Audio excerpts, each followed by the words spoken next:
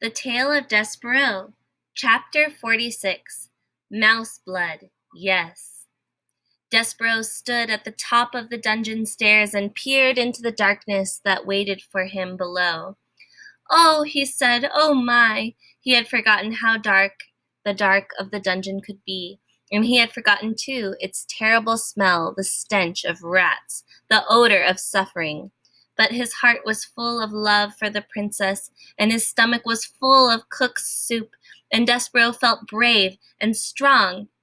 And so he began immediately and without despair the hard work of maneuvering the spool of thread down the narrow dungeon steps. Down, down, down went Despereaux, tilling, and the spool of thread slowly, oh so slowly they went, and the passage was dark, dark, dark. "I will tell myself a story," said Despereaux. "I will make some light. Let's see. It will begin this way.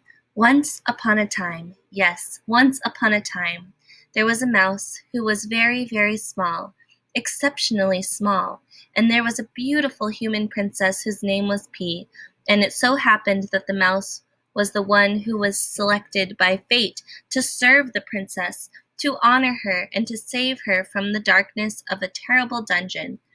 This story cheered up Despereaux considerably. His eyes became accustomed to the gloom, and he moved down the stairs more quickly, more surely, whispering to himself the tale of a devious rat, a fat serving girl, and a beautiful princess, and a brave mouse, and some soup, and a spool of red thread. It was a story, in fact, very similar to the one you are reading right now, and the telling of it gave Despereaux strength.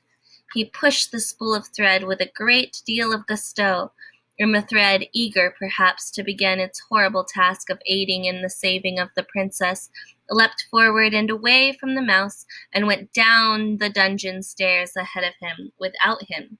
"No!" cried Despereaux. "No, no, no!" He broke into a trot, chasing the thread through the darkness. But the spool had a head start, and it was faster. It flew down the dungeon stairs, leaving Despereaux far behind.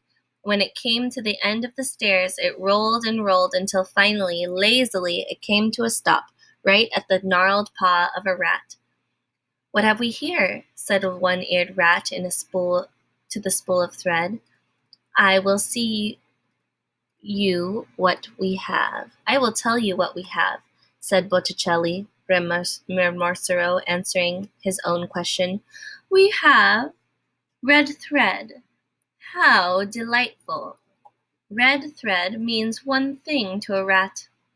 He put his nose up in the air. He sniffed. He sniffed again. "I smell. Could it be? Yes, most definitely it is. Soup. How strange."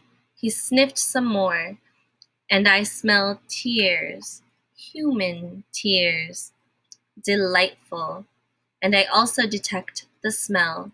He put his nose high into the air and took a big whiff of flour and oil, and oh my, what a cornucopia of scents!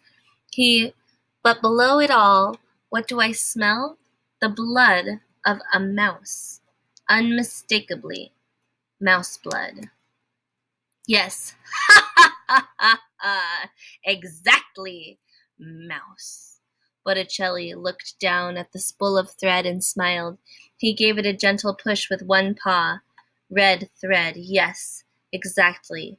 Just when you think that life in the dungeon cannot get any better, a mouse arrives.